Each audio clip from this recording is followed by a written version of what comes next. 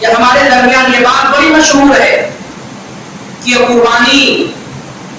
حضرت ابراہیم علیہ السلام کی سنت ہے، اور جب یہ عشر آتا ہے تو ابراہیم کی سیرت، توحید اور اسی طرح سے ابراہیم کے واقعات سے دروس و عبر کیا ہے، اس طرح کے مضامین پر تقاریر ہوگی۔ اور ابن ماجہ کی جس روایت سے لوگ استدلال کرتے ہیں کہ تمہارے والد ابراہیم کی سنت ہے، وہ روایت درست ہے نہیں ہے، وہ روایت درست نہیں ہے، بلکہ وہ موضوع اور کہی ہوئی روایت ہے جس کو کسی نے گڑھ کر کے اللہ کے رسول صلی اللہ علیہ وسلم کی طرف پیش کر دیا ہے۔ وہ روایت بڑی مشہور ہے کہ زید بن ارقم قال اصحاب رسول اللہ صلی اللہ علیہ وسلم یا رسول اللہ صلی اللہ علیہ وسلم ما هذه الغزائل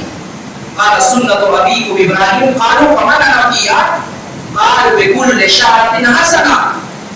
زید بن ارقم فرماتے ہیں کہ صحابہ کرام نے اللہ کے رسول سے کہا کہ اللہ کے رسول یہ قربانی کیا ہے؟ اللہ کے رسول فرماتے ہیں تمہارے والد تمہارے باپ ابراہیم کی سنت ہے۔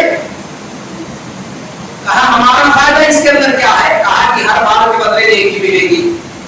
اس روایت کے اندر ایک راوی ہے جس کا نام نفیع ہے، نفیع ابن الحارث، اس روایت کے بارے میں، اس شخص کے بارے میں علماء الجرح والتعدیل نے لکھا ہے، پہلی تہمت اس پہ یہ لگائی گئی ہے کہ یہ متروک ہے، متروک کے معنی ریجیکٹڈ راوی، اور دوسری تہمت اس پہ یہ لگائی گئی ہے کہ حدیثوں کو گڑھتا تھا۔ اسی وجہ سے علامہ محدث عصر علامہ البانی رحمہ اللہ اس حدیث پہ تبصرہ کرتے ہوئے لکھتے ہیں کہ حدیث ضعیف جدہ ہر درجہ ضعیف ہے، اور بعض علماء کہتے ہیں موضوع اور کہی ہوئی روایت ہے، جس سے پتہ چلا کہ یہ قربانی جناب محمد رسول اللہ کی سنت ہے، ابراہیم علیہ السلام کی سنت نہیں ہے۔ اگر ہم یہ کہیں کہ ابراہیم کی سنت ہے تو آپ کو یہ بھی کہنا پڑے گا کہ حابیل و قابیل کی سنت ہے، کیونکہ اللہ رب العالمین نے اس سنت کو تمام امتیوں کے اندر یا تمام مذاہب کے اندر روا اور جائز رکھا۔ اور اسی طرح سے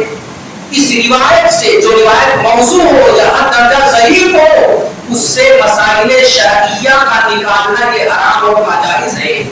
ضعیف اگر جو کم ہے حدیث کے اندر تو کم سے کم مباح جائز ہونے کا مسئلہ اس سے نکالا جا سکتا ہے، لیکن کوئی حدیث اگر موضوع ہو یا ضعیف جدہ ہو، بہت زیادہ ضعیف روایت ہو، اس کے شواہد اور مطابقات نہ موجود ہو، کہیں سے اس کی تائید نہ ہوتی ہو، تو ایسی روایت سے مسائل شرعیہ کا حل کرنا یا شرعی مسائل بیان کرنا اس کو بیس اور بنیاد بنا کر کے یہ جائز اور درست نہیں، بلکہ علماء نے کہا یہ کیا ہے؟ حرام اور ناجائز ہے۔